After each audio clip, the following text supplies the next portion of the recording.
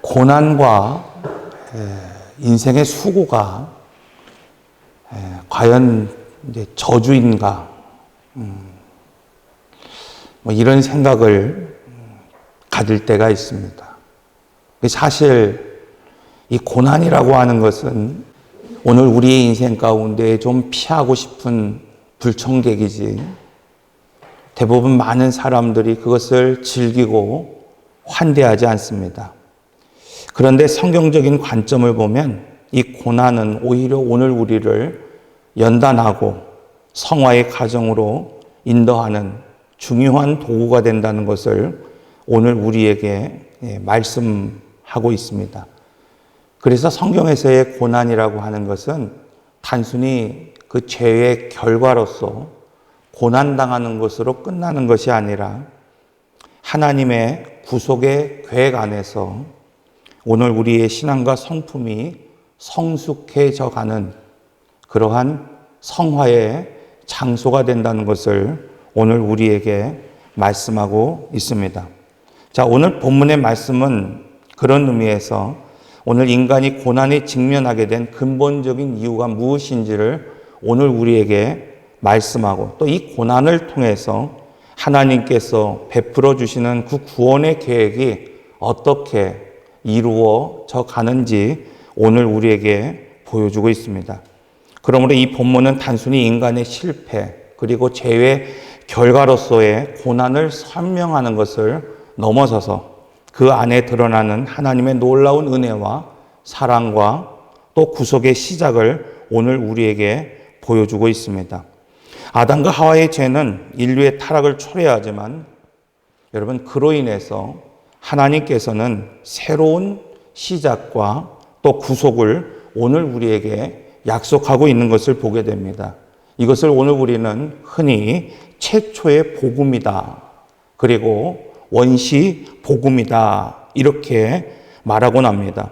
여기서 하나님은 여자의 후손을 통해서 사단의 머리를 상하게 할 것이라고 하는 예언을 주시고 바로 예수 그리스도의 구속의 사역을 오늘 우리에게 보여주고 있습니다. 자, 그런데 이상한 점이 하나 있습니다. 하나님께서 아담을 구원해 주셨습니다. 하와를 구원해 주셨음에도 불구하고 수고, 즉 해산의 그 수고와 노동의 고통을 주셨다고 말씀하고 있는 겁니다. 여러분, 오늘 우리는 이것을 어떻게 설명할 수 있을까? 이것은 구원의 시작은 은혜로 주어지는 것이지만 구원의 완성은 바로 성화라는 것을 말씀하고 있는 겁니다. 다시 말하면 하나님이 아담에게 가죽옷을 입혀 주었듯이 그것은 구원의 시작이지 완성이 아닙니다. 아담은 구원의 완성을 위해서 오늘 본문의 말씀처럼 일터에서 노동의 수고를 통해서, 또 하와는 구원의 완성을 위해서 해산의 수고를 통해서 성화, 즉 하나님의 성품을 닮아가야 한다는 것입니다. 여러분, 이처럼 하나님께서 고난을 허락하신 그 이유는 단지 오늘 우리가 심판의 그 결과로 대가를 치르는 그런 고통의 과정이 아니라 그 안에서 우리의 자신을 돌아보며 또 우리를 창조하신 그 하나님의 본질을 더 깊이 깨닫고 또 그분과 함께 더욱 가까워지기 위한 성화의 장이라고 말씀하고 있습니다. 그러므로 오늘 우리 가정과 일터는 여러분, 단순히 그냥 생존의 터전이 혹은 성공을 위한 그러한 장소가 아니라 하나님께서 오늘 우리를 빚어가시는 성화의 장소라는 사실을 알아야 합니다. 그곳에서 오늘 우리는 날마다 우리의 잘못을 인정하게 되고 또 나아가서 그분의 은혜에 오늘 우리가 감사하며 변화된 삶을 살아가야 하기 때문입니다. 사탄은 우리가 지난주 말씀드렸던 것처럼 오늘 우리를 늘 평범함에 빠지게 하고 머물러 있기를 원하고 있습니다. 세상에서 말하고 있는 그 평범한 삶을 오늘 우리에게 살라고 유혹하고 있습니다. 그러나 오늘 우리가 삶을 살아가는 그 현장에서 오늘 우리는 또다시 하나님의 성품을 닮아가기 위한 결단을 해야만 합니다. 오늘 본문은 이런 구속의 관점을 통해서 우리가 마주하는 모든 고난과 도전이 단지 죄의 결과, 그 징벌로서의 고난이거나 혹은 수고가 아니라 하나님이 오늘 우리를 그의 형상에 맞게 재창조해 나가는 성화의 과정이라는 사실을 말씀하고 있습니다. 그러므로 여러분, 오늘 우리의 가정, 또 오늘 우리가 일하고 있는 그 일터가 단순히 그 징벌의 장소가 아니라 성화의 장소로 변화시키는, 또 살아가는 오늘 우리 성도 모두가 되시기를 바랍니다. 첫 번째로 오늘 말씀을 통해서 우리에게 주시는 것은 우리의 가정을 구속을 위한 성화의 장으로 만들어야 된다고 말씀하고 있습니다. 여러분, 하나님은 뱀에게 회개할 기회를 주지 아니하시고 바로 저주하셨고 심판하셨습니다. 왜냐하면 뱀은 파멸의 근원이고 여자의 후손은 구속의 근원이 되기 때문입니다. 아담은 이 모든 것을 들었고 믿었습니다. 그는 이 신앙을 바탕으로 이제 범죄한, 실수한 이 하와를 무엇라고 부르냐면 산자의 어머니다, 이렇게 부르고 있습니다. 여러분, 그렇다고 한다면 늘 책임을 전가하던 아내 때문입니다, 누구 때문입니다, 책임을 전가하던 아담이 왜 하와를 산자의 어머니라 불렀을까요? 여러분, 육체적으로는 이 하와는 모든 죽은 자의 어머니가 돼야 했고 그 불행의 생산자, 그가 바로 하와였습니다. 그러나 언약의 관점으로 보면 이 하와는 모든 산자의 어머니가 되기 때문입니다. 이처럼 아담이 그의 아내를 하라고 부르는 것은 단순히 그냥 이름을 짓는 것 이상의 신앙의 깊은 의미가 있는 것을 알 수 있습니다. 이는 하와가 그냥 단순히 앞서 말씀드린 것처럼 저주의 어머니, 죽음의 어머니가 아니라 그 이상의 역할이 있음을 오늘 우리에게 소개하고 있는 겁니다. 여러분, 오늘날도 가정을 책임지는 분이 누구입니까? 어머니입니다. 그런데 어머니의 역할은 단순히 집에서 밥을 하거나 또 자녀를 돌보거나 남편을 부양하는 그런 일이 전부가 아니라 가정을 세우고 거룩하게 하는 오늘 역할이 있다는 것을 말씀하고 있는 겁니다. 그래서 어머니는 죽은 자의 어머니가 아니라 여러분, 산자의 어머니가 되어야만 합니다. 이처럼 하나님은 여인에게 해산의 수고를 주셨지만 그 여인이 그 수고를 할 때 해산의 수고와 같이 이 아이를 임신하며 그 아이가 자라날 수 있도록 얼마나 고통스럽고 힘든 시간을 보냅니까? 이처럼 아이를 돌보듯이 오늘 우리의 가정을 돌보고 오늘 우리의 가정을 위하여 헌신할 때 그 고통은 성화의 수단이 된다고 말씀하고 있어요. 그래서 주시는 말씀이 여인의 임신, 그 고통과 섬김과 헌신을 통해서 가정을 세워갈 수 있다고 말하고 있습니다. 그러므로 여인은 가정을 성화의 장소로 만들 수 있어야 합니다. 이제는 나의 자신을 제한하는 삶을 살아가야 된다는 겁니다. 여러분, 제가 최근에 미운 오리 새끼라고 하는 프로그램을 봤는데 실제는 아니고 가상이긴 하지만 거기에 안문숙 씨하고 임원희 씨가 좀 이렇게 뭐라 그래야 돼요? 이렇게 나이가 많이 들었지만 이제 새로 이렇게 좀 짝을 맺어가는 그런 이야기를 이제 소개하고 있는 것을 보게 됩니다. 그런데 안문숙 씨가 임원희 씨의 부족한 점을 끊임없이 봅니다. 뭔가 일을 하더라도 서툴고 뭔가 하더라도 정말 엉망인 것 같은 모습들을 보게 됩니다. 사람들이 임원희의 그런 모습을 지적하고 있지만은 안문숙 씨는 끊임없이 무엇라고 말하고 있냐면 임원희 씨에 대한 긍정적인 모습을 표현하고 있는 것을 보게 됩니다. 여러분, 안문숙 씨가 부족해서가 아니에요. 이 임원희 씨보다 뭔가 부족하고 흠이 많기 때문이 아니라는 겁니다. 이렇게 아내는 온유한 마음으로 품어줄 수 있어야 됩니다. 끝까지 참고 견디며 인내하는 그 과정을 통해서 가정을 세워갈 수 있다고 오늘 우리에게 말씀하고 있는 겁니다. 다시 말하면 오늘 우리의 가정이 거룩한 성화의 장이 되는 이유는 어디에 있습니까?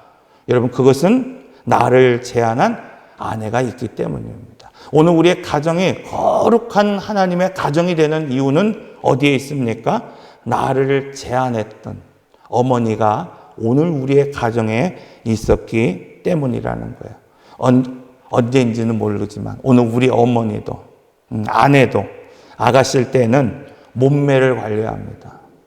그래서 조금 먹으면 살찔까? 여러분, 사람들에게 보이기 위해서 자기의 몸매를 관리합니다. 얼굴을 관리합니다. 여러분, 이렇게 갇혀서 제한된 삶을 사는 것이 아니라 나를 위해서 즐거운 삶을 살았습니다. 그런데 아내가 되었을 때 혹은 엄마가 되었을 때 배가 불러옵니다. 먹고 싶어도 먹지 못하는 것이 있고, 여러분, 또 먹지 않아야 되는 것도 먹어야 될 때가 있습니다. 가고 싶어도 참아야 될 때가 있습니다. 이처럼 누군가 나를 위해 또는 가정을 위해서 제한할 때 여러분, 그로 인해서 자녀가 세워지는 것이고 남편이 세워지는 것이고 더 나아가 가정이 세워지는 것이라고 오늘 우리에게 말씀하고 있습니다. 예수님도 하나님의 본체이심에도 불구하고 하나님과 동등됨을 취하지 아니하시고 종의 형체로 이 땅에 내려오셔서 오늘 우리를 위하여 십자가를 지심으로 말미암아 오늘 우리를 구속해 내셨다고 말씀하고 있어요. 여러분, 아무것도 아니고 허물과 죄악 가운데 죽은 오늘 우리를 위해서 하나님 본체이신 예수님이 스스로를 제한하고 절제할 때 오늘 우리는 하나님 자녀가 되었고 거룩한 신분이 되었다고 말씀하고 있습니다. 이처럼 나를 제한하지 않고서는 그리스도의 몸으로 세워질 수 없고 가정도 세워질 수 없습니다. 그러므로 어머니는 여러분, 말을 제한할 수 있어야 돼요.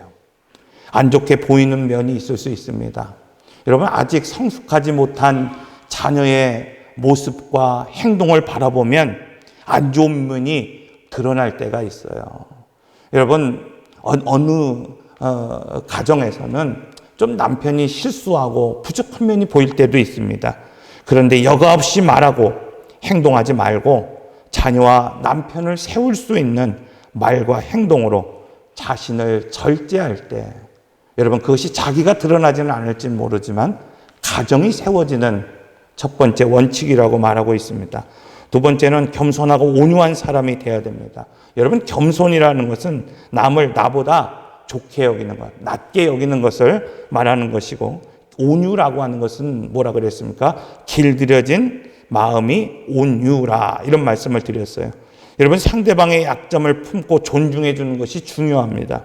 자녀가 남편이 내 생각에 미치지 못할 때가 분명히 있습니다.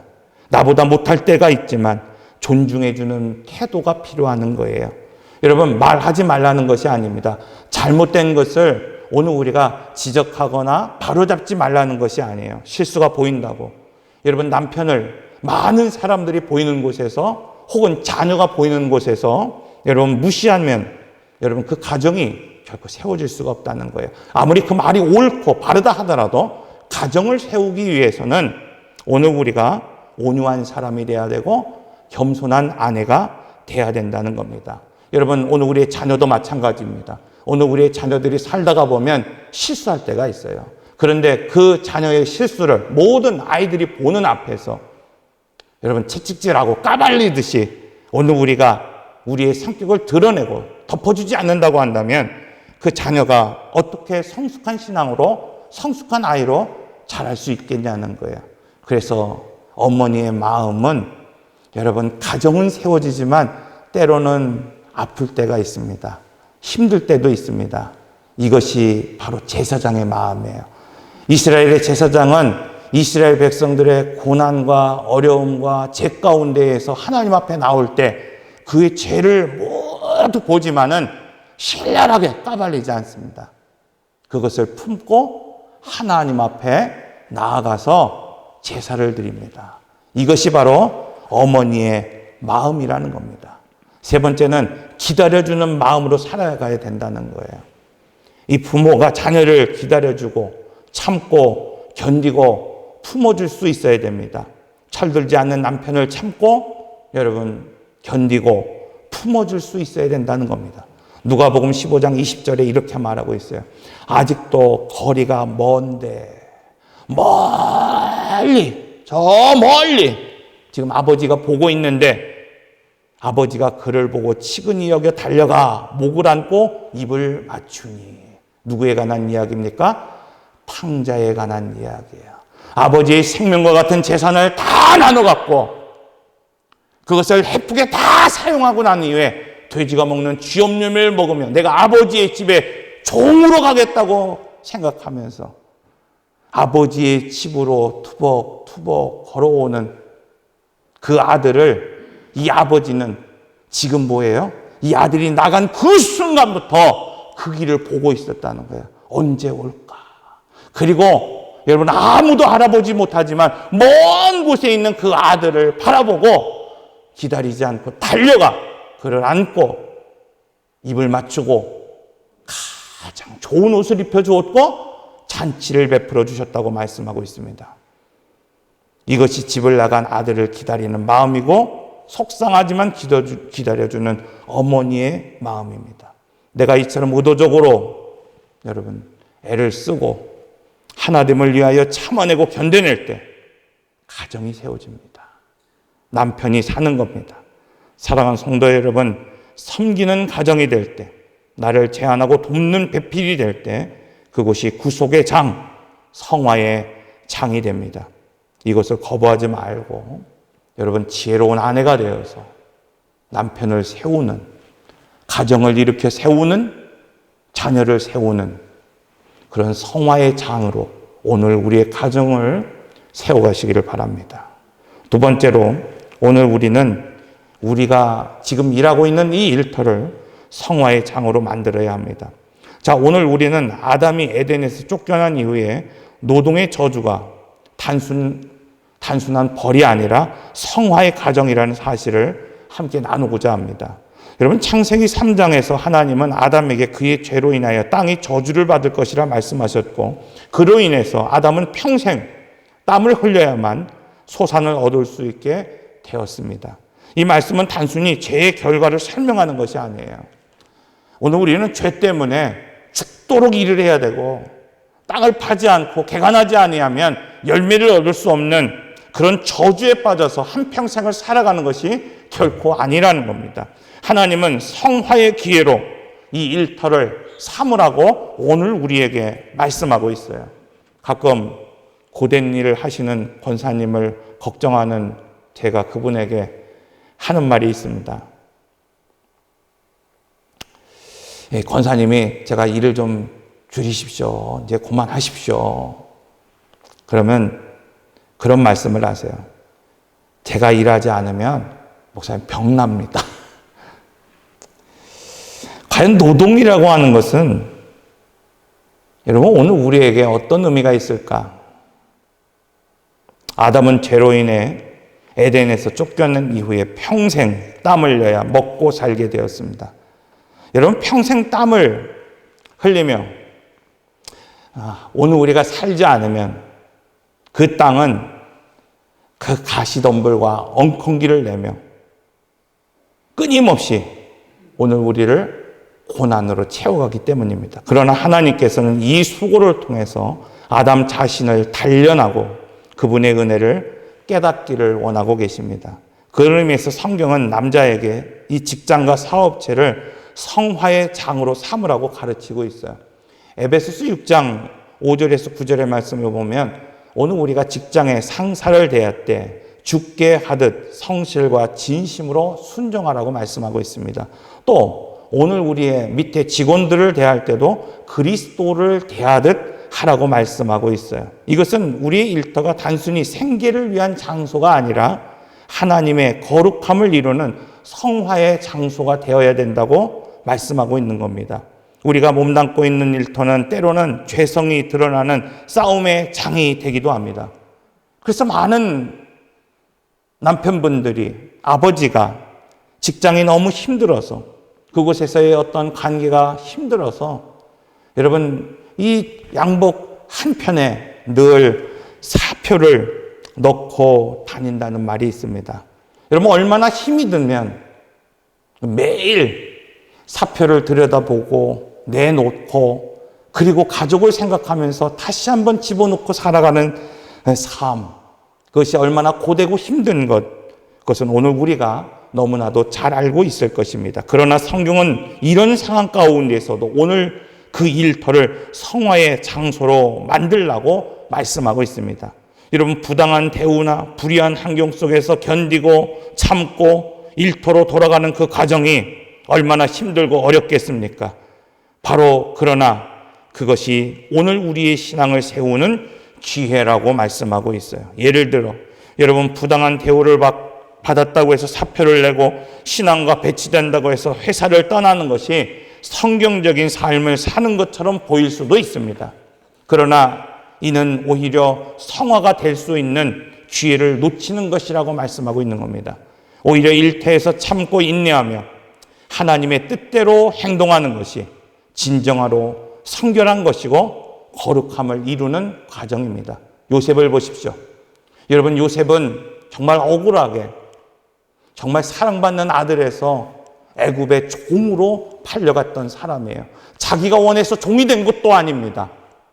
그럼에도 불구하고 그는 그것을 성화의 장소로 만들었다고 말씀하고 있어요. 여러분, 오늘 우리가 얼마나 많은 사람들이 여러분 자기가 하고 싶은 일에 매진하며 살겠습니까? 때로는 힘들 때도 있어요. 어려울 때도 있습니다. 내가 원치 않는 장소이고 일일 수도 있습니다. 그런데 하나님은 오늘 우리에게 요셉의 모습을 통해서 그것을 성화의 장소라고 만들라고 말하고 있습니다. 요셉을 보십시오. 그는 억울하게 옥살이를 했지만 그곳에서 성실한 삶을 살았다고 말씀하고 있어요. 어느 순간에도 그는 망가지지 않았다고 말씀하고 있는 것을 보게 됩니다. 여러분, 때로는 오늘 우리가 이 부당한 대우를 받을 때도 있습니다. 오해를 받을 때도 있습니다. 그러나 나의 인생을 불평과 원망과 여러분 망치는 일로 삼지 말고 그것을 진정 성결한 삶으로 성화의 장소로 만들라고 말씀하고 있는 겁니다. 에베소서 6장에서 우리가 일할 때 눈가림으로 하지 말고 진심과 성실로 임하라고 권면하고 있습니다. 또한 기쁨으로 일하며 하나님께 올려드리는 마음으로 일터에서 일할 때 그것이 거룩한 성화의 장소가 된다고 말씀하고 있습니다. 아버지와 남편으로서 우리는 때로는 그만두고 싶은 마음이 들 때도 있지만 여러분, 가족의 얼굴을 떠올리며 기도하고 다시 일터로 돌아갈 때 그 과정은 단순히 생계를 유지하는 그 이상의 의미를 지니고 있습니다. 그것은 우리 자신을 거룩하게 세워가는 성화의 과정이기 때문입니다. 아담이 땀 흘려 땅을 경작할 때 그는 하나님께 더욱 의지하며 그분의 섭리를 체험하며 그 과정을 통하여 성숙해져 갔습니다. 요셉도 마찬가지입니다. 그리고 오늘 우리도 마찬가지입니다.